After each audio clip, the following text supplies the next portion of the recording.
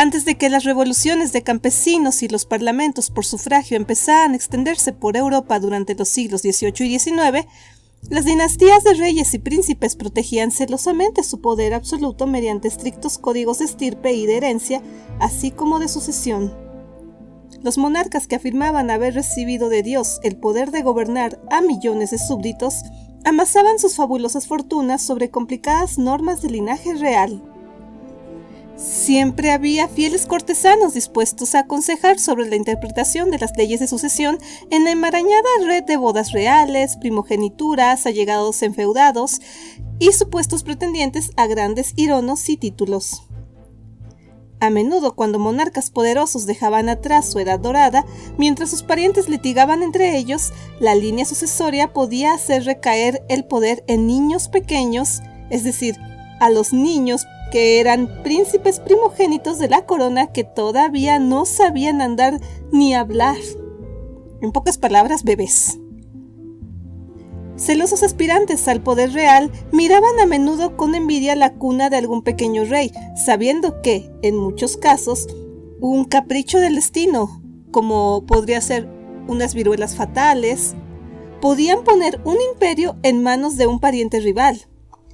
Y a veces, pero solo a veces, no andaban remisos en permitir y también en percibir las ventajas de echarle una mano al destino.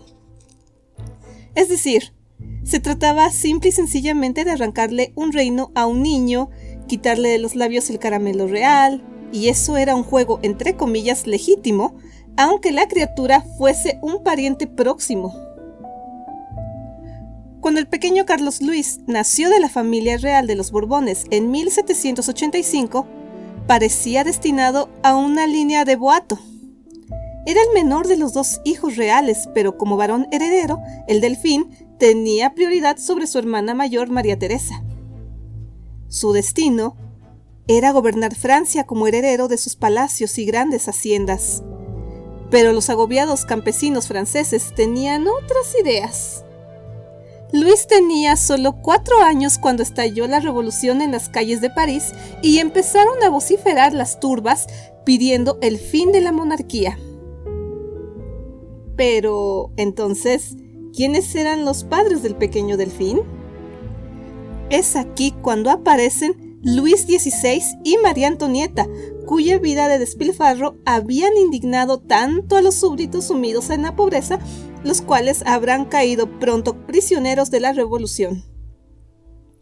Durante 2 años, Luis, María Antonieta y sus hijos fueron mantenidos en arresto domiciliario, mientras la democracia francesa vivía su turbulenta infancia gobernando el país en una confusión de comités y asambleas. Por lo tanto, en este video les hablaremos de la historia del pequeño Carlos Luis, como sería conocido posteriormente, el pequeño rey sin corona.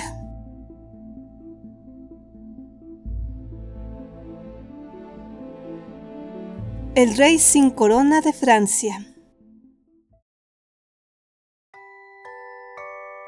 La suerte volvió definitivamente la espalda al rey Luis y a la reina en 1793 durante la sesión de la recién instaurada convención que implantó el infamante Reino del Terror. Luis y María Antonieta solo fueron 2 de los muchos y desdichados nobles franceses cuyas vidas fueron cegadas por la guillotina. Mientras los miembros de la convención trasladaban al pequeño Delfín y a su hermana a la prisión del Temple en París, los realistas exiliados en el extranjero proclamaron inmediatamente nuevo rey con el nombre de Luis XVII a aquel niño de 7 años.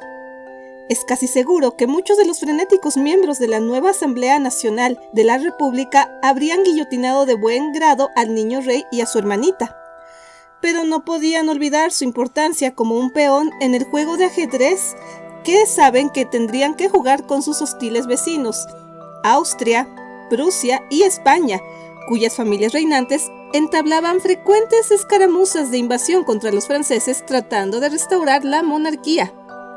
Mientras el pequeño Delfín y su hermana siguiesen prisioneros en el Temple, su seguridad tenía un cierto valor para la Asamblea Nacional, era como una especie de estandarte infantil, se podría decir, el cual podrían utilizarlos como rehenes para aflojar la presión de los amenazadores forasteros. Mientras tanto, los realistas en el exilio y sus simpatizantes dentro de París iniciaron una serie de conspiraciones para liberar al desconcertado niño por medio del soborno o de la intriga. Incluso algunos miembros de la Asamblea Nacional, temerosos de que la revolución fuera de breve existencia, pensaron en escamotear la persona del niño, en este caso el pequeño Delfín, y llevarlo a un escondrijo muy secreto para trocarlo con sus propias vidas en caso de que los realistas recobrasen el poder. Pronto circularon por todo París rumores de que el niño había sido sacado del temple para hacer de él un joven que sería un simple mascarón de proa del renacimiento realista. Para callar tales rumores, la Asamblea Nacional designó un grupo de guardianes y comisarios que visitasen con regularidad el temple para comprobar el buen estado del niño y de su hermana e informasen después a la Asamblea. Pero se recibió un informe desconcertante después de la visita del 19 de diciembre de 1794, en el cual Harman, quien era miembro de la Asamblea Nacional, observó al muchacho que ya tenía en ese entonces 9 años en su celda del temple. Advirtió que el niño estaba delicado de salud, que padecía una hinchazón de los brazos y las piernas que imposibilitaba sus acciones. Pero lo más chocante fue la reacción del muchacho a las preguntas de Harman sobre su tratamiento. El niño no dio señales de oír las preguntas ni dijo una sola palabra para contestarlas. Estaba totalmente sordo y mudo. Y fue así que la asamblea echó rápidamente tierra sobre el asunto. En mayo de 1795, el muchacho del temple se puso gravemente enfermo y se ordenó a unos médicos que le atendiesen. La salud del chico, que continuaba sordo y mudo, se deterioró aún más hasta que murió el 8 de junio de ese mismo año. 4 médicos autorizados por el Comité de Salud Pública realizaron una rápida necropsia al niño muerto, extrayéndole el corazón y disecando la cabeza. Dictaminaron que la causa del fallecimiento había sido el escofrulismo y la tuberculosis de las glándulas del cuello. Pero esto nunca se realizó mediante una identificación formal por medio de su hermana María Teresa, que llevaba 2 años encerrada en otra celda al otro lado del temple. El cadáver con la cabeza vendada fue depositado en un ataúd y enviado a toda prisa a su entierro en una fosa común del cementerio de Santa Margarita. Al día siguiente, entre continuos rumores de que el Delfín había sido cambiado por otro niño en el temple, la convención anunció su muerte sin hacer más comentarios. Y así pareció que la Casa Real de Borbón tendría que extinguirse sin remedio mientras la República Francesa se embarcaba en una nueva era de su historia bajo el caudillaje de un dinámico y joven oficial corso llamado Napoleón Bonaparte. Pero después de menos de una década de gloriosas conquistas militares, Napoleón intentó fundar su propia dinastía real. Ya ven que el poder jamás corrompe, ustedes saben. Y fue así que Napoleón se coronó emperador y repartió títulos reales a sus propios hijos, hermanos y amigos. ¿Nepotismo dónde, Pero después de su derrota en Waterloo, en 1815, los aliados victoriosos decidieron entonces que era hora de que la realeza recobrase el trono de Francia. Y para ello eligieron al hermano del guillotinado Luis XVI y tío del pequeño Delfín. El nuevo monarca, primero en la línea sucesoria después del pequeño rey, que no llegó a reinar, subió al trono con el nombre de Luis XVIII. Fue la señal entonces para que, curiosamente, aparecieran delfines resucitados por toda Europa. Así es, docenas de, entre comillas, delfines, aproximadamente de 30 años de edad y versados en el folclore de la presunta sustitución en el temple, presentaron sus reclamaciones y quedaron en ridículo como evidentes farsantes. Es decir, lo de Anastasia ya se había dado casi 100 años antes. Por cierto, chequen el video de Historias de Terror Rusas si quieren saber un poco más sobre la historia de la familia de los zares rusos a los cuales perteneció la princesa Anastasia. Pero bueno, continuando con la historia, la reclamación más curiosa fue formulada 15 años más tarde por un relojero prusiano que vivía en Londres. En 1830, cuando otra revolución menos sangrienta y violenta destronó en Francia a la familia real de los Borbones, hizo su aparición el relojero Karl Wilhelm Naundorff. Insistió en que no pretendía gobernar Francia, sino solamente demostrar que él era el delfín desaparecido y que quería tratar de beneficiarse de los pequeños privilegios que pudiesen corresponderle todavía por aquel título.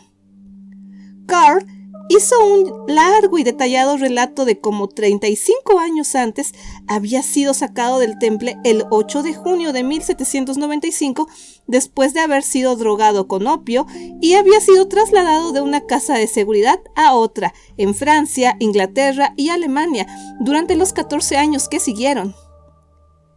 El señor sostenía que en 1800 el rey de Prusia le había provisto de documentos de identidad falsos a nombre de Karl Naundorff. Entonces se había casado y establecido después de pasar un corto periodo en la cárcel por falsificación de monedas. En 1833, Karl habría organizado en Francia una reunión con Madame Rambaud, antigua ama del delfín muerto, y el vizconde de la Rochefoucauld, emisario de la hermana del delfín, a la sazón duquesa de Angoulême. El ama quedó convencida de su identidad y el vizconde dijo que le había impresionado muchísimo las explicaciones de Karl y el sorprendente parecido físico del relojero con su padre, el difunto rey Luis XVI.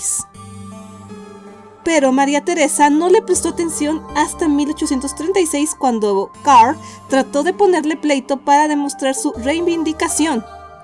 Entonces, fue detenido por las autoridades francesas y deportado a Inglaterra. Ya en su casa de Londres se esforzó en probar su identidad en un libro minuciosamente documentado y publicado aquel mismo año. Todos los ejemplares del libro habrían sido enviados a Francia y decomisados por los aduaneros. Karl siguió acosando a las autoridades francesas y a la duquesa con sus peticiones sin dejarse amilanar por un atentado contra su vida en su casa de Clarence Place, Londres. Le pegaron un tiro cuando estaba él literalmente con los calzones bajados en el retrete instalado en su jardín. Ahora sí que lo agarraron como el tigre de Santa Julia. Pero él sí sobrevivió a la herida y un francés fue más tarde detenido y acusado del atentado. Después, otros 2 ataques contra su vida se produjeron en 1841, cuando Karl trataba de ganarse la vida como inventor de armas de artillería. Sufrió graves quemaduras en una exposición provocada en su taller y aquel mismo año más tarde incendiaron su casa. Destruido su negocio por el fuego, Karl habría quebrado y cumplió 4 años de prisión por deudas en la sombría cárcel de Newgate en Londres. Y puesto en libertad en 1845, viajó a Holanda para tratar de interesar al gobierno holandés en sus diseños de un nuevo cañón de campaña, muriendo el 10 de agosto antes de terminar las negociaciones. Pero ¿saben? Lo interesante es lo que contaré a continuación. El certificado oficial de defunción holandés le identificó como Carlos Luis de Borbón, duque de Normandía, Luis XVII, de 60 años, hijo de Luis XVI y María Antonieta. Oh, sí. El médico holandés que realizó la necropsia de rigor observó que el cuerpo tenía ciertas señales. Un lunar en el muslo, marcas triangulares de vacuna en el brazo y una cicatriz sobre el labio superior. Estas señales correspondían exactamente a la descripción dada por Madame Rambaud, quien fue precisamente el ama del delfín Luis desde su nacimiento hasta 1792, un año antes de que fuese encerrado en el temple. Si Karl Naundorff era ciertamente el delfín, los líderes de la Revolución Francesa que le encerraron de pequeño sin previo juicio ni acusación, le privaron de su herencia y de su oportunidad de cambiar el curso de la historia. Y es aquí, mi estimada audiencia, cuando viene esta pequeñita reflexión. Si su relato era auténtico, qué crueles y despiadados conspiradores, realistas o traidores revolucionarios se lo llevaron del temple, dejando en su lugar a un niño aterrorizado y sordomudo, que murió, enfermo y mal cuidado, en solitario confinamiento.